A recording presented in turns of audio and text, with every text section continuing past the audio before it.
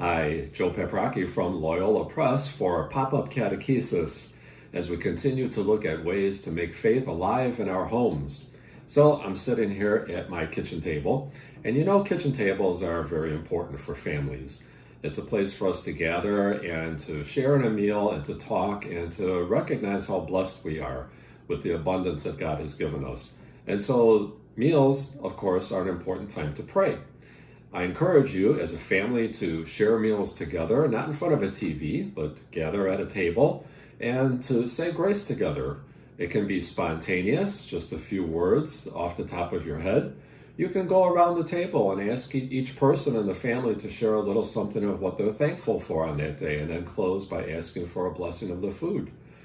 If your family's really not used to praying together much at all, you can just ask everyone to be silent for about 15 seconds and be mindful of how blessed we are to have this abundance. And then, of course, there's our traditional grace before meals.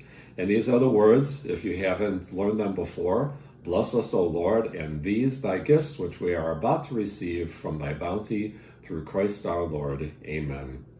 Most importantly, parents, use this time as an opportunity to listen to your children so that your family can grow closer together at all times.